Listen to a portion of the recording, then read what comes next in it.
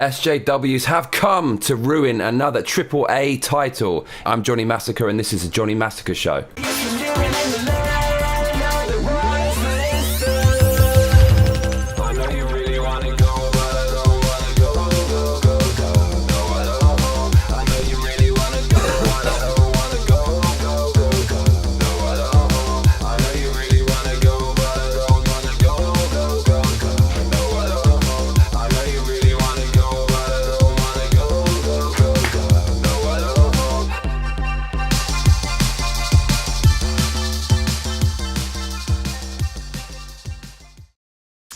How's it going, people? There was a Johnny Massacre show earlier today, but it was shit, so I cancelled it. And here I am again with a new one. The eagle-eyed of you might have already seen that episode, so you're getting double the love today from me, Mr. Massacre, your favourite YouTuber.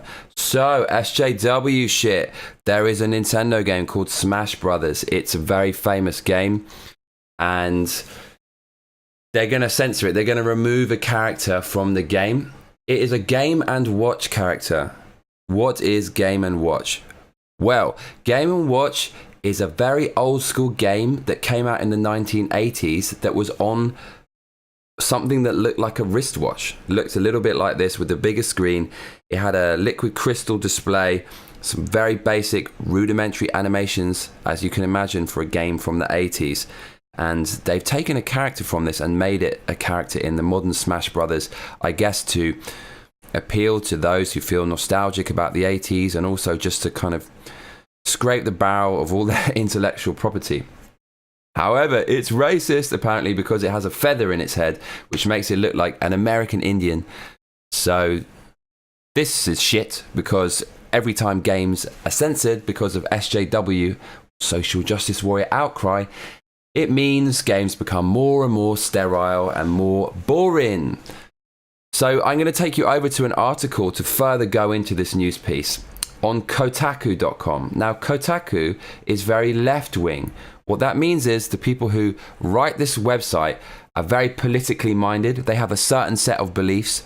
If you are left-wing, it means you're all for diversity, you're all for feminism, you're all for gay rights and all that stuff. Basically, everyone is, but people on the left are particularly about that because they want those people to vote for them in elections. So they pretend to care about gays and minorities when they really don't give a fuck. And you can see that in articles like this, which are very biased and infected with politics. Heading over to Kotaku.com, here we are. Nintendo says it will remove racist Native American animation from Super Smash Bros. Ultimate. Now, I've already told you that this website cannot be trusted. It's written by zealots, people who passionately follow their ideology and cause without thinking about reality. They're tribal. It's like a cult. So this article is going to say the game is racist. So this is like some politically correct, offended parent talking down to you, condescending readers who might have a different opinion. Let's read it and let's make up our own minds. Is this really racist? Is this racist? The article is by Ethan Gatch. Let's just have a look at this guy. You shouldn't really judge a book by its cover. But yeah, he looks like a discount Dr. Octopus from Spider-Man 2, don't you think? Clearly not really a hit with the ladies.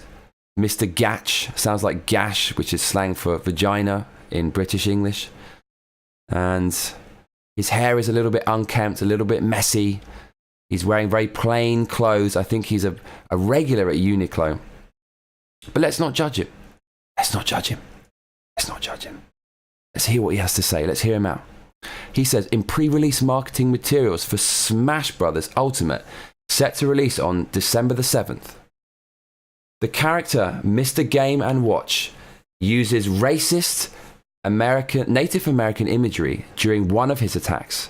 Nintendo now says it plans to remove that imagery from the game and has apologized to fans, saying the caricature doesn't represent the company's values. Fans spotted the character's new attack animation during a Treehouse live stream last Thursday, whatever the fuck that is, following a Nintendo Direct dedicated to the game. During the attack, the normally black silhouetted Mr. Game & Watch is holding a torch and baring his teeth with a feather coming out of the back of his head. It's an homage to the character's 1982 game Fire Attack, in which players help a cowboy defend his fort from being burned down by Native Americans. The racist caricature sparked debates on forums like Reset Era and the game's subreddit. So how the fuck is this racist? Because didn't Native Indians used to wear feathers in their hats? Is that just some horrible stereotype? Because I'm pretty sure that's true. They wouldn't just be made up from nowhere, so I'm guessing they did wear feathers. Did Native Americans wear feathers? Let's have a look. War bonnet. So this is called a war bonnet, apparently. And it's worn by male leaders. So it's some military thing. It's obviously not worn by all of them. But in wars, they had feathers in their heads. And since this game is called Smash Brothers, which is literally a war between famous Nintendo characters, why is this so fucking crazy? We've got games like Call of Duty where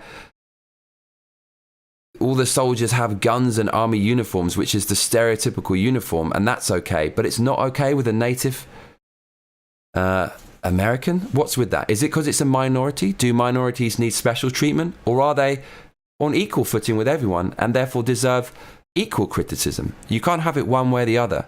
If you want special treatment, it's not equality. If you want equal treatment, it's equality. So I think if it's okay to have a World War II uniform in a game, excuse me, and it's also okay to have a Native American war costume. That's my opinion. Let's go back to the article and see how racist this is, according to Kotaku. Racist. It's racist, apparently.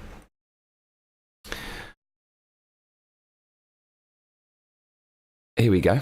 Nintendo has come down firmly on the side of it being an offensive depiction, which is bollocks. They definitely didn't. I know Japanese people. They're not concerned with this trivial, casually racist stuff that is not offensive and no one gives a fuck about, other than resentful, angry, sad people online who lobby major companies to censor their IPs. Nintendo does not give a fuck. Japanese people, very patriotic. They don't get caught up in all that nonsense. Believe me, that's bollocks. This is not true. In a statement to Kotaku, as first reported by Eurogamer, the company said the following: Nintendo has been planning to distribute an update for Super Smash Bros. Ultimate that removes the feather from the silhouette of Mr. Game & Watch. The original game on which this depiction of the character is based was released more than 3 decades ago and does not represent our company values today. We sincerely apologize that this change was not noticed in our marketing material and are continuing our work to make Super Smash Bros. Ultimate an experience that is both welcoming and fun for everyone. That is a comment that sounds like a statement from a gender studies class. Gender studies classes are a load of bullshit. They are these new classes in universities where people don't learn anything other than very weird, politically indoctrinating, brainwashing shit that makes them into activists and angry zealots. Now, who made this game? Because if the game is made in Japan, that statement did not come from Japanese developers. Trust me, trust me, trust me.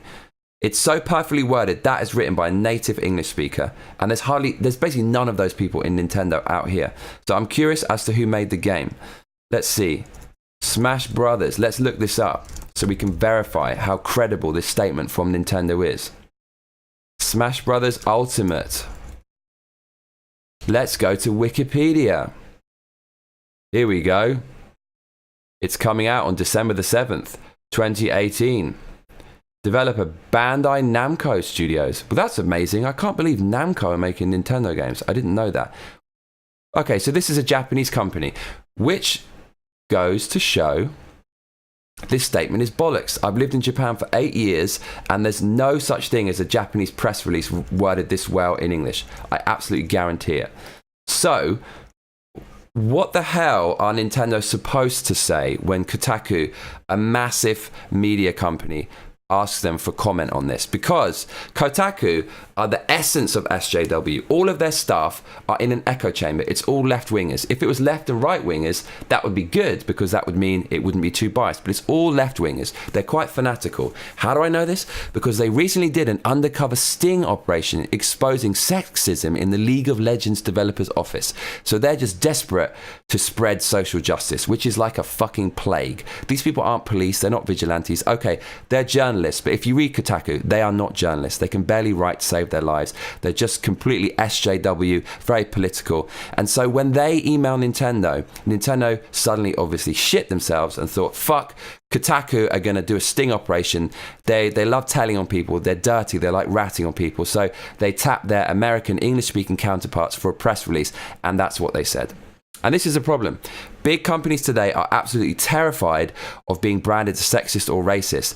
Anybody is. And that's why a lot of people on the left side of politics are so quick to brand people as racist and sexist, because it will destroy opponents.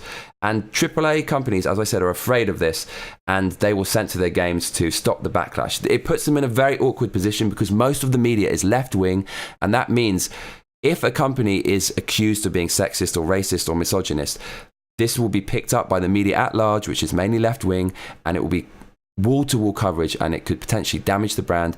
I long for the day when a big company sticks up to these losers and says, fuck you, we're not going to change our game for a vocal minority, fuck off, and then the game will be even more popular.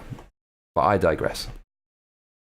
Going back to this article, Kotaku said, the company did not immediately respond to a request for clarification on why it had decided to add the caricature to Smash Bros. Ultimate in the first place. Mr. Game & Watch's character didn't have this move in previous Smash games, and Nintendo had previously removed it from Fire Attack when the game was ported to Game Boy in 2002 as part of the Game Watch Gallery 4. In that version, the Native American characters were changed into bandits. Yeah, this is like your little sister telling on you, Mom, he went and did this, he did that, did you see what he did? That's what Kotaku is like. And who wants to read an article by someone who thinks like that? I certainly don't. But ironically, I'm reading it just to throw a little bit of acid in your eyes so you don't have to do it yourself. It's not easy to throw acid in your own eyes. That takes balls. Sensitivity to racism, the article continues, around depictions of Native Americans has lagged behind other previously acceptable trends that are now considered taboo, like blackface, but it is catching up. Earlier this year, Major League Baseball announced that images of Chief Wahoo, the Cleveland Indians' racist mascot, would be removed from the team's uniform starting in 2019, although it will still be visible on team merchandise and elsewhere. So this team still sucks. So please now, Twitter mob, go and talk shit on the Cleveland Indians. How pathetic is Kotaku? Yeah, we want just what's best in the world. We're like vigilantes. We're like moral police. We're going around looking for crimes, moral crimes, thought crimes, and we're going to try to do something about it. Bullshit. You people are fanatical sheep followers, brainwashed by political ideology from the top down. The reason that these people are talking about sexism, racism, and all that stuff is because right at the top, the people who want votes, the people who want to be elected into power, someone like Hillary Clinton a couple of years ago, their message is, we're good people. And they want all the black people, all the minorities, and all the women to vote for them. So they're going to say, we support women, we support minorities. And then they create this dogma, this ideology that's cult-like. People just follow it and regurgitate it without even thinking about it, which is what Kotaku is doing, which is exactly what's going on here. So Kotaku, political website, very biased. They're over-exaggerating the seriousness of this attack, this fire attack that shows a Native American with a feather in his head doing an attack. Seriously, this is the image in question that has caused the offense. You can barely even see what the fuck it is because it's some old school 2D 8-bit sprite, for fuck's sake. This is considered racist. Do you really want to live in such a sterile world where people get offended about this? Can we stop getting offended about all this very trivial stuff? It's love, people. It's love. Come on, most people aren't racist. Most people are good people. And things like this are trivial. They're not serious. Let's focus our ire and anger on serious things, real racism. People who go out beating the shit out of other people for looking different. That's where the real problem is. So, yeah, That's going to be censored.